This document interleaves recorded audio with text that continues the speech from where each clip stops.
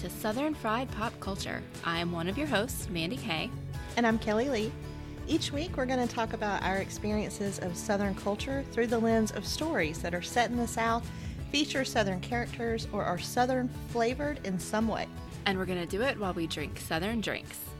Or drinks that are Southern because we're in the South and I'm drinking them. So my drink tonight is hot chocolate with Bailey's in it because it's cold. Not particularly Southern, but I'll claim it anyway. What about you, Kelly? Very close. I am drinking coffee and Bailey's. I needed more sugar than that. Yeah, I needed more caffeine than that. It's just been one of those days. Yeah. So, on this show, our structure comes from our amazing theme song written by our friend Jazzy Bentley. So we'll talk about the movie in 3 different sections: Southern culture in general, the bless your heart or problematic moments, and the things that we love that made us tickle pink. This week, we're talking about the 2002 movie Divine Secrets of the Ya-Ya Sisterhood, starring Sandra Bullock, Ellen Burstyn, and Ashley Judd. So, the movie description says, after years of mother-daughter tension, Sita Lee receives a scrapbook detailing the wild adventures of the Ya-Yas, her mother's girlhood friends. Once again, I find this to be an incredibly lacking movie description. It really is. I mean, right? Yeah. The movie is based on Rebecca Wells' novel, Divine Secrets of the Ya-Ya Sisterhood, and her short story collection, Little Altars Everywhere. Have you read those books or short stories? I've read The Divine Secrets of the Ya-Ya Sisterhood. I have not read Little Altars Everywhere. How about you? Honestly, I can't remember. I know I haven't read Little Altars Everywhere, but I think I probably did read Divine Secrets of the Ya-Ya Sisterhood. Yeah, I read it before I watched the movie, so it's been a long time. Okay. But in the true tradition of good Southern literature, I remember laughing and crying and being well and properly twisted up. Aww. At the end. Okay. So, which is also kind of how I felt at the end of this movie. Well, do you want to kick us off this week and tell us what things in the movie you found authentic to the Southern culture experience? Sure. So there were 4 expressions that they used in this movie that I have used or heard pretty much my whole life that I have no idea where they come from or like where I learned them. But hearing them in this movie, I felt validated. Okay. Because like I was like, okay, I say that, but I didn't know where it comes from. So one of those was many moons later, like to talk about something that happens like a long time ago or, you know, far off in the future. I say that to my son all the time. I have no idea where I learned that, but hearing it in the movie made me feel better because it obviously comes from somewhere in the South.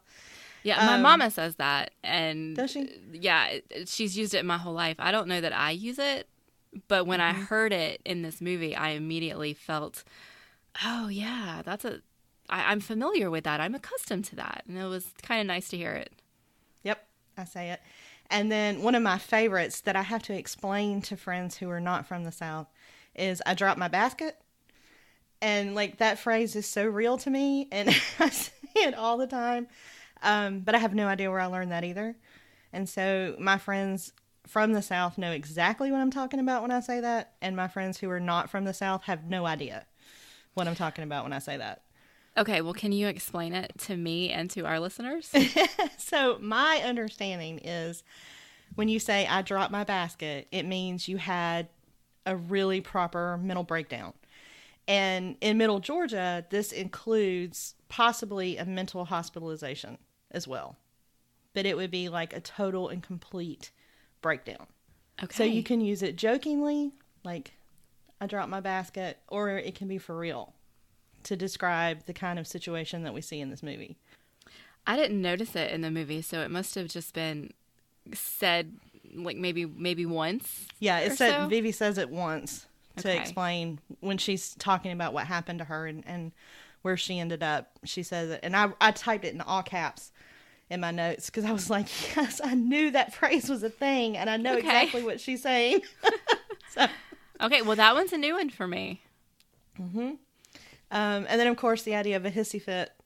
Oh, yeah. Which just felt very much at home. And which I'm very good at throwing. So I felt validated for that.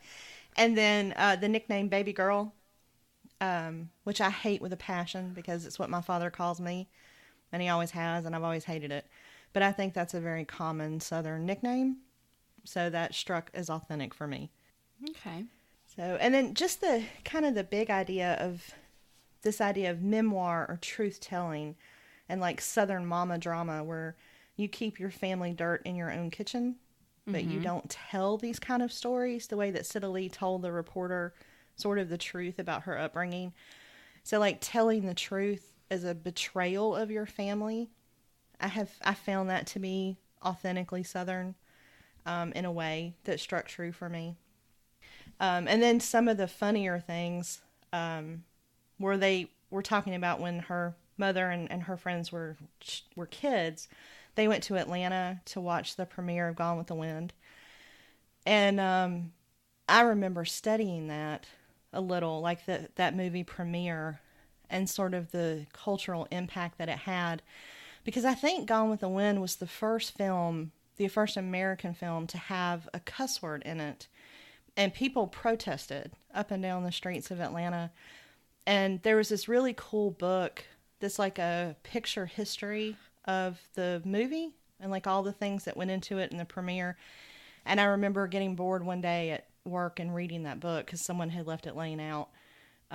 So that just kind of struck me as like that would have been a premier society event for someone in the upper class of the South to have attended.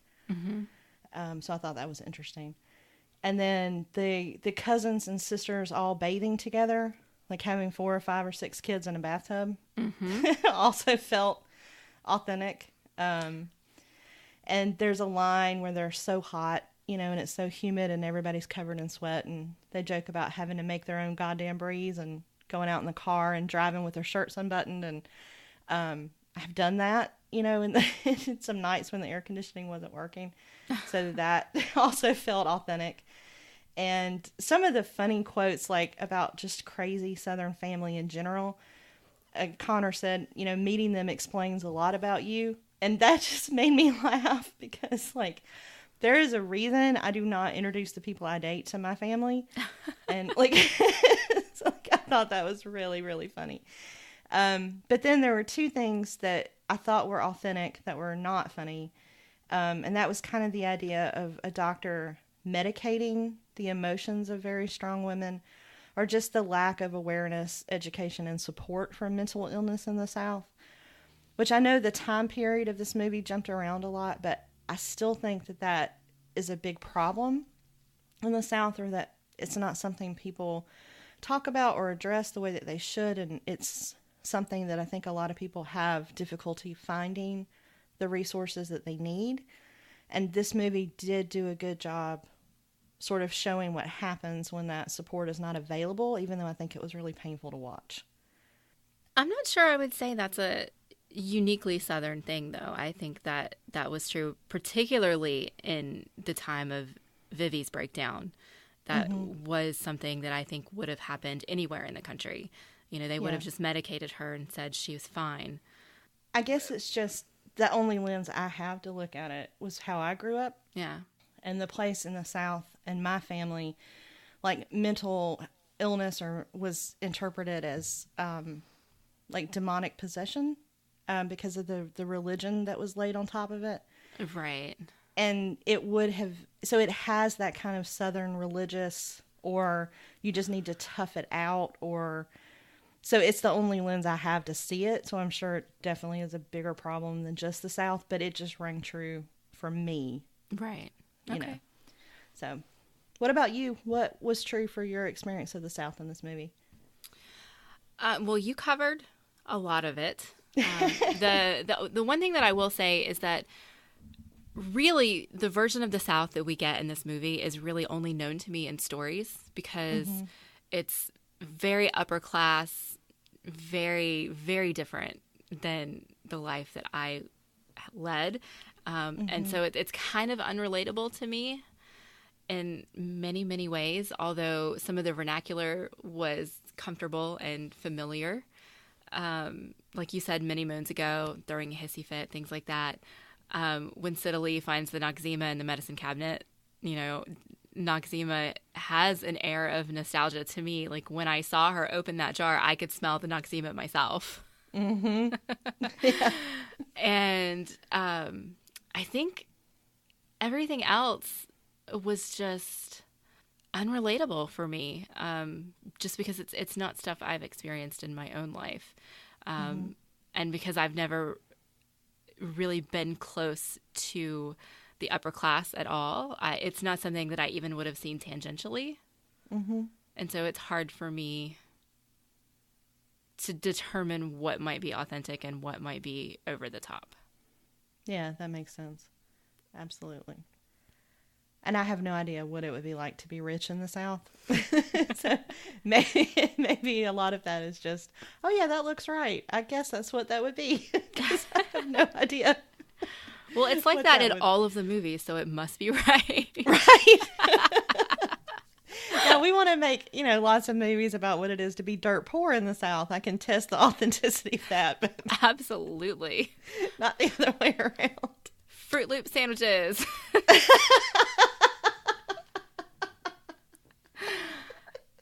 See, you laugh because you know it's true. Oh, I was going to say, I'll see your Fruit Loop sandwich and I'll raise you a pear salad. Oh. Oh, is that the pears with the mayonnaise spread on them? Yep, and cheese on top of that. Oh, yeah, no. It's so bad. I never had to eat that. Okay, so. Ugh. All right, well, moving on. There were some kind of problematic things in this movie, both as Southern culture and also just for humanity. So, do you want to go first? Do you want me to go first? I think you should go first. Okay. There are two that really, really stuck out to me the most. And it just made my skin crawl. One of them did anyway. So at Vivi's birthday party, the very, very extravagant birthday party that her father threw her just to piss off her mother, was wonderful for Vivi. I mean, she got to experience this with her friends and everything, but then her dad gave her that ring, and her mom flipped out about it and said it was inappropriate for a child, and her dad goes off with these really, really creepy vibes and saying things like, she's not a child, she is a beautiful, young woman. And it's the intonation that he uses while he says it is just very creepy. Yeah. It's not appropriate, especially, I mean, to talk about any woman of that age, but particularly when she's your daughter. And then not too long after that, her mom comes in and physically takes the ring off of her finger and implies that Vivi must have done something to her dad in order to make her dad buy her that ring. And it's just awful. It's horrible. I don't really have words to express the horror and disgust that I feel there, and for the empathy that I have for Vivi in that moment, because I just don't understand what it must be like to live in that family and to be used as a weapon. Because, that's essentially what's happening. Her father is using her as a weapon against her mother, and her mother is retaliating. And it's just awful. It was awful. And her father making her mother pick the ring back up, and her mother throwing it, and just that horrible, twisted subtext between all of them was so awful. Yeah, I was waiting for him to pull off his belt and spank his wife, honestly, because those were the vibes that they were giving off. Yeah. And it hurt my heart, and I have to say I'm really glad that Vivi had her friends there. I mean, it sucks for her that her friends had to witness that, but at least they had that strong bond that they could comfort her and be there for her in that moment. Well, and at least in maybe them being there, maybe it didn't escalate to the point that it would have if they had not been there. But yeah, that's it was true. difficult to watch. It was very difficult to watch. The other one is a little bit lighter. But I find it to be really suspicious that Sita and Connor have been together for 7 years and he's never met her mom or dad. That is just weird to me. Like, it just doesn't make sense. I mean, even looking at the family the way that they are, it just doesn't make sense. Did you not have an issue with that? I can see how it would happen. I think if she had cut ties and left, plus she's in New York and they're in Louisiana, and I don't think she wanted Connor to meet them. I don't think I would have wanted Connor to meet them in her shoes. So, I mean, I've had very close friends longer than that who have never met my family. So I can totally see how that would be. Yeah. Okay. I didn't even make note of that. I didn't notice it the way you did at all. It was strange to me because, Sita and her mom, they have issues, but they're close enough that as soon as Sita read the article and how it came across, she immediately knew how it was going to affect her mom. Mm-hmm. They're close enough that they still have that bond. And when the phone rang, she immediately knew that it was her mom. Mm-hmm. So they're not cut out of each other's lives, and like Sita sent her mom the tickets cut up that were being held for her parents. That says to me that they always hold tickets to Sita's plays for her parents. They're not estranged. Mm-hmm. And so just for them to have never even met Connor at all in 7 years is just baffling to me. But maybe that's just because, like I said, this movie is kind of unrelatable to me. And my relationship with my parents and my family is so significantly different that I can't imagine going that long and not having somebody special to me meet them. Yeah, maybe so. All right, Kelly, well, why don't you let me have it? What was... I think my lists in these sections are always too long.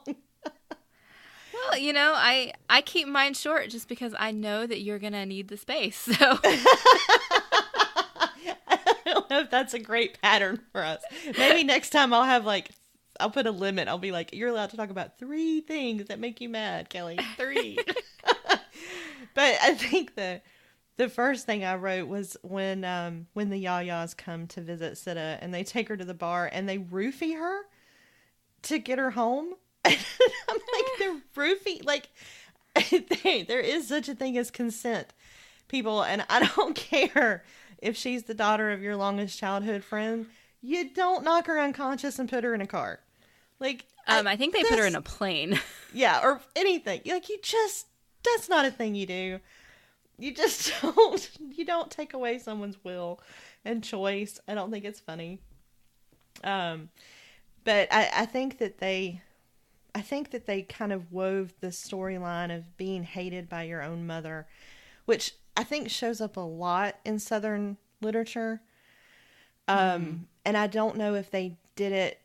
I definitely think from Vivi's mom, they got it on the true ugly side. I think they were showing that maybe Sita thought that's what she had with her mother and she didn't.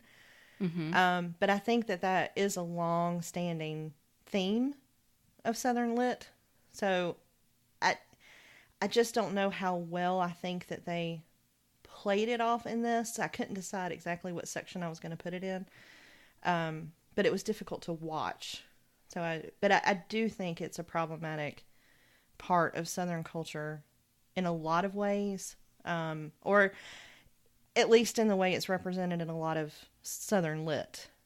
So I'll put that in there. It really broke my heart that Sita was afraid of having children because she thought she might have the same violence in her that her mother had, mm-hmm. And that fear was stopping her. And, it was kind of stopping her from moving forward with Connor or stopping her from moving, ahead with that. And I thought that was heartbreakingly sad.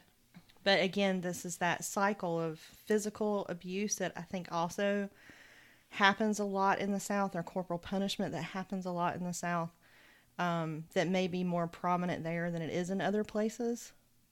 So it just felt problematic to me.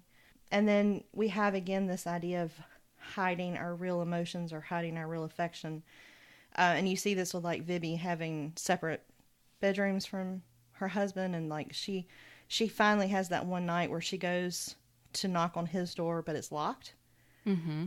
And the thing about it is locking a door often enough is that one day you're going to find yourself on the other side of that, and I think that he was so completely forgiving and open and tolerant, and like, I wanted that man to stand up to her or just demand to be better loved by her.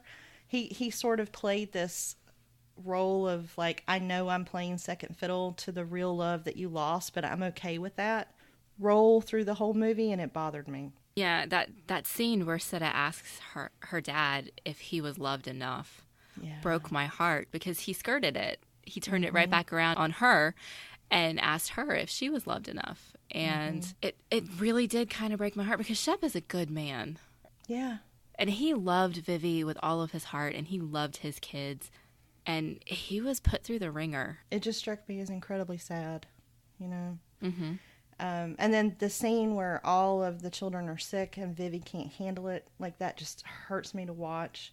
But when she goes to confession, her confession about not wanting to just be a wife and mother, like that's not enough, is so painful for her. But the priest advice is so lacking that, like, I can totally sympathize with her in that moment. Mm-hmm. Even though what she does to those children is horrible, she didn't have a whole lot of other choices given the roles that were available to women at the time. And so I just felt really conflicted between wanting to take that whip out of her hand and slap her with it, and also really understanding where some of her pain and imbalance was coming from. It was just really, really difficult to watch. See, that's interesting, because I agree with you that Vivi whipping her children out in the rain is awful and it's terrible. But I don't really hold Vivi accountable for that, because she was suffering from a mental illness, and she was not treated for that mental illness. She was drugged with a drug that doesn't treat mental illness, that's just supposed to placate her and sedate her. And she was told to bottle it up, right. And so I don't know specifically what mental illness she had. I don't know if it was just depression. It presented a little bit like bipolar, but they don't specifically tell us. They just tell us that she had a breakdown and, was committed involuntarily. And so what I'm seeing in this movie is that all of the violence that we get from Vivi, not being able to handle her children when they're sick, the whipping them, those are all symptoms of the mental illness. Mm-hmm. And she needed help, and she finally did get the help that she needed. And I think the damage was kind of already done at that point, because nobody in that family could be honest about what happened. Right. Which is what caused the lifetime of heartache and misery for Sita. Right. But I look at it as the mental illness being the problem, not Vivi. Yeah, and to a certain extent, I agree with that. And, to be 6 months of involuntary commitment and her children not to know where she was, and her to forbid everyone from telling them, so then you have this lack of honesty and lack of ability to, to tell the truth and to look at this for what it is, and to not answer those questions, for those children, and not give them the why of what had happened.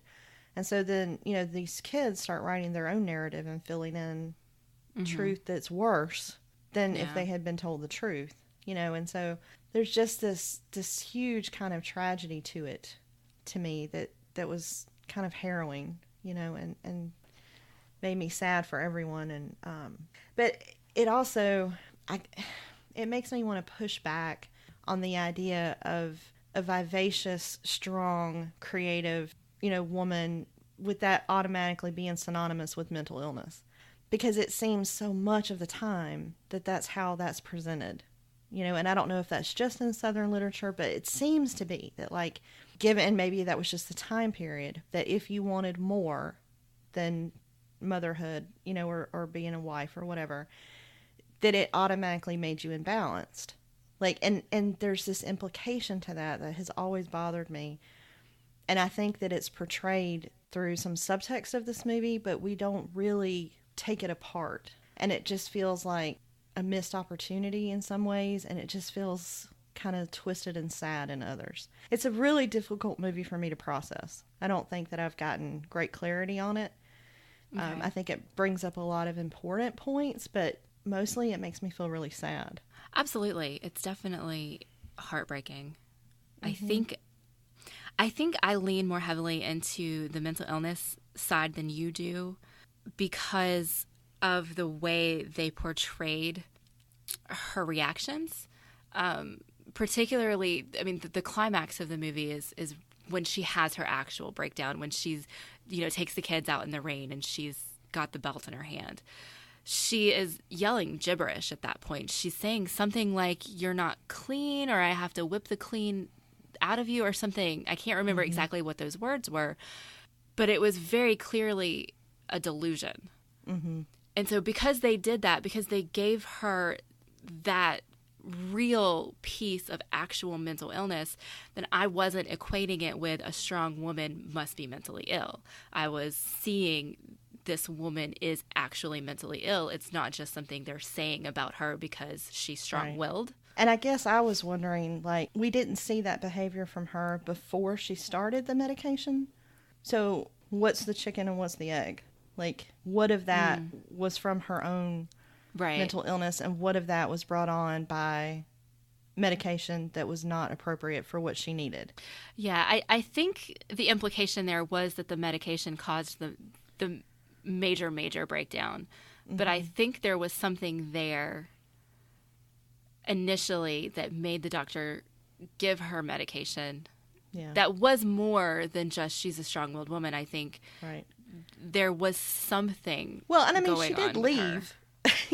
She left her kids for a couple days. Yeah. And went and hid out from a hotel. And, she had, very big highs and very big lows. And a lot of those kind of issues in there as well. But, yeah. And I don't have the expertise to diagnose it by any stretch of the imagination. I just sometimes wonder about the message for this. And it seems overwhelmingly so that when we see characters struggle with this, that they're women. I don't have an equivalent story, especially in Southern literature, where the person struggling with mental illness in this way is a man. That's a really good point. That might be the only smart thing I say on this whole episode. Oh, no. Hush your mouth and bless your heart. Bless your heart. Well, I think that might wrap up our bless your heart. But there were good things in this movie. It's a good movie. It is a good movie. It is. So what tickled you pink? What did you like? I absolutely loved the Ya-Ya's when they went to Atlanta to see the premiere of Gone with the Wind. Mm-hmm. When the family members that they were with started speaking very, very poorly and terribly to their chaperone, whose name I cannot remember, Walletta? Oh. Was that her name? Gosh, I don't remember either. They didn't say it very much. I remember hardly anyone. I don't even remember the Ya-Ya's names out of this. I've got Vivian, I've got Sidley, and Connor, and that's it. And Teensy. Yeah. I didn't even have Teensy. So I think her name's Walletta. But, he goes off on her, and Vivi starts a food fight to make him shut up. And then instead of apologizing, she turns around and looks at her aunt and says, "I'm sorry, your son's a baboon's ass." And I love that she stood up for the woman that she loved. Mm-hmm. She didn't care that Walletta was black. She knew that what this child was saying and that this child's mother was just allowing him to say was awful and dehumanizing. And she wasn't going to stand for it. And I loved it. Mm-hmm. Loved it. I loved, even though they roofied her to get there, I loved Vivi's friends taking control of the situation and helping Vivi and Sidley see what they couldn't see before. Mm-hmm. Teensy had a line where she says to Sidda, "That's why you're here, baby, to know what you didn't know." To let her know that what she thinks happened isn't actually what happened. Mm-hmm. And to have that, I think, is a wonderful thing. I feel certain that there are a lot of memories that I have from my childhood that are probably not as accurate as I think they are. And they're all terrible. And I wish that I had people like Teensy and the other Ya-Yas to bring some of that clarity to my life. Maggie Smith. Oh my God. Southern McGonagall. Southern McGonagall. Okay. Southern McGonagall should be a brand of whiskey that someone makes just for us. That is fantastic.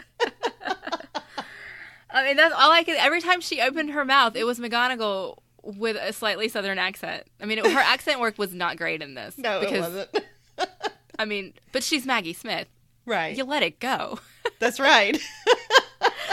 But she did have one of my favorite lines in the whole movie. So at the end, once Sita has kind of, she's processing everything and she's figured out what happened, that her mom had that breakdown and where her mom was, that she didn't just leave. And then, you know, she looks up and she says something like, well, now I'm just processing all of the thousands of dollars that I've spent in therapy trying to figure out what was wrong with me. And Southern McGonagall looks up and says, Shep, write her a check. And I just started cracking up because it was the kind of levity that the conversation needed in that moment. Mm-hmm. And it was so good. So good. That was really funny. It was really funny. Yeah. So what about you? What tickled you pink in this movie? I love the music of this movie. In my notes, I wrote, soundtrack, please. Like, I just want to sway around a dance floor to all of this music. It was wonderful. A couple of the jokes I feel kind of guilty about liking, but because it does have this over-romanticized view of drinking and drugs, but they were really funny to me. So one of them was that Sita has a rule about Xanax, and Connor was like, it's your rule, opening night only, babe. And I just thought that was so funny. And then one of the Ya-Yas said to the other, ever since you quit drinking, you stopped thinking clearly. And I can imagine people back home saying that, so I thought that was really funny. Okay. And I like the opposing viewpoints of the Ya-Yas. So you have this perspective of them as like the close friends and this wonderful circle of support. And then you have Sita's view of them. She calls them Mama's henchmen. Mm-hmm. So I'd like that kind of, you get both perspectives of that. I thought they did a good job. And there was a great quote in here, and I can't even remember who said it. I feel bad. I should have written this down. I just captured it from my notes. About Sita being so upset, and someone said, you have to let the child feel the way she feels. There's nothing else to do. And I really like that because as a parent, or, you know, even as a friend, like if you want to comfort someone or you want to help or you want to fix things, like sometimes you just can't. And you just have to let someone feel the way they feel and sit there with them in the dark. And I thought that was a great description of what you have to do when someone's in a dark place. Mm-hmm. And I love Vivi's like customized, invented religion. She has all those ceremonies and, you know, the things she says and the candles. And then at the end when she's trying to save Sita's marriage and she starts bargaining and she's like, I'll only drink once a day or once a week, or I'll do the best I can. That cracked me up.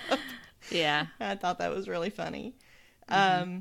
And I did like how Vivi made sure that Sita got to ride in the airplane after she had her moment of panic.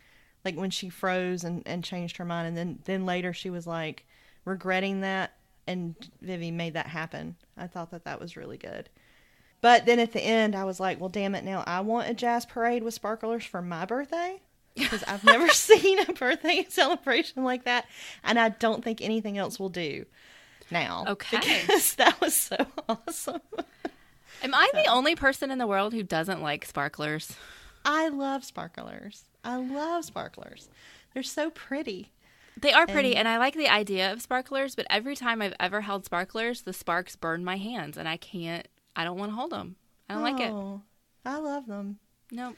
I want to open the door and have people coming down the street singing and playing jazz music and waving sparklers, and that should happen now on my my birthday. I thought it was so cool. I will make a note. Thank you. So did you have any other thoughts about this movie that don't fit into our big buckets? Well, there are actually two things that tickled me pink that I forgot. Left out of my list. One was Connor on the phone with Vivi. when Vivi hung up on him and he just like starts yelling at the phone, like at her, even though she's not there. It cracked me up. Yeah. And then Teensy. When Teensy is trying to stop Vivi from going to the cabin and she's racing her down the highway. And then she like goes faster than Vivi and like blocks the road. Yeah. You are so lucky. If you put one scratch on my baby, I would have your ass. Teensy, I demand that you move this piece of shit out of my way this very instant. Who do you think you're talking to? I know she's there. Now what is going on? Huh? Is betrayal absolutely everywhere? Yes. Your lifelong friends are programming your daughter to destroy you. Well, somebody better tell me what's going on. Vivi, calm down. You're just gonna have to trust us. If you go there now, you're gonna ruin everybody's life. What is it with me ruining everybody's life? Everybody, Teensy? Strangers are saying it now. What strangers? Connor, he yelled at me. She's walked out on their entire life, whatever that means. Go. Go home now. Don't you talk to me like that. I'll knock you into the middle of next week. And I will kick your sorry ass on Thursday. Now get in the goddamn car and go home. That was good. And she was like, you are so lucky you didn't scratch my baby. Like, Teensy was just wonderful. Yeah, she was. I don't really know anything else about her except that she loved Vivi and she wanted to help her, but she was funny, and that made me laugh. She was funny. There was a lot of good humor in this movie. There were definitely parts that made me laugh. Yeah. And this movie kind of harkens back to Steel Magnolias a little bit. It's got that theme of mothers and daughters. Mm-hmm. And it's a theme that I really appreciate. And it cracked me up because Sita was so like her mother in this movie, but she couldn't see it. Mm-hmm. And I think that's where a lot of the conflict came from, because when you're alike, you do tend to butt heads a little bit. But they loved each other. You know, even when they hated each other, they loved each other. And I loved seeing that thread woven through their lives and seeing it, you know, come to fruition at the end when, you know, Sita gets, what's the word I'm looking for? Inducted. Yeah. That's the word. When Sita gets inducted into the Ya-Yas herself, it's wonderful. And I really like just the mothers and daughters theme that we get a lot in Southern culture and Southern literature. Mm-hmm. What about you?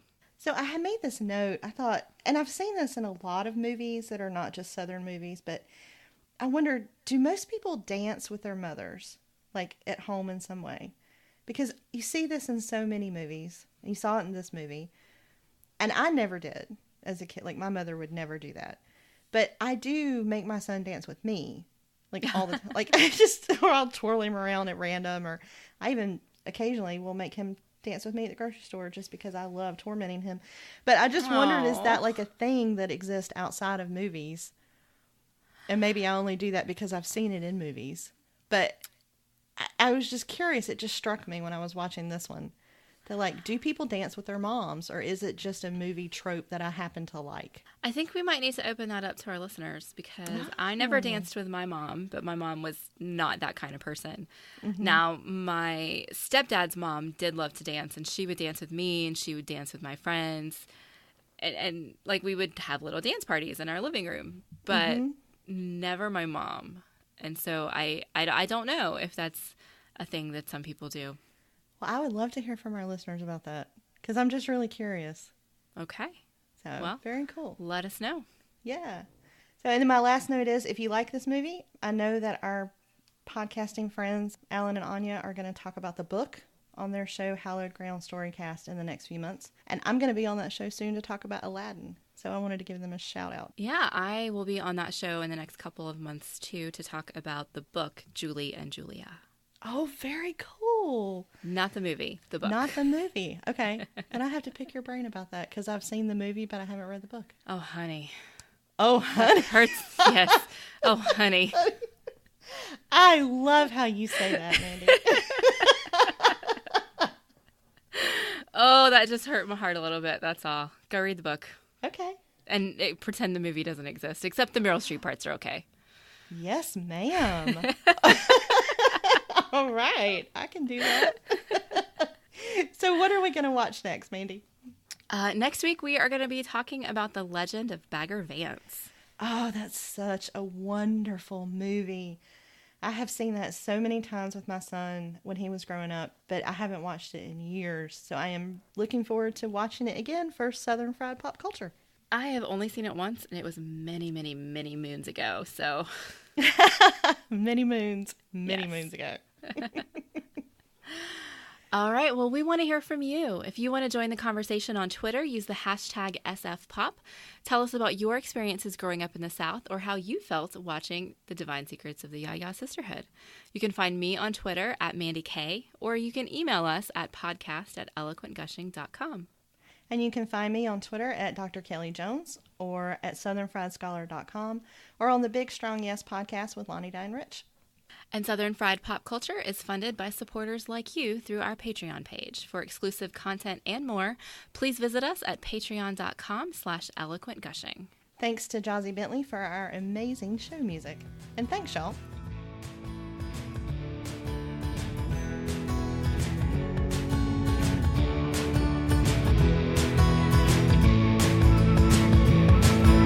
You wanna hear just what I think, but I don't walk around tickle pink. I've got a lot to say about today's modern art. There's stories and there's counterpoints, and I have got my unique voice. I'm a professor who says bless your little heart.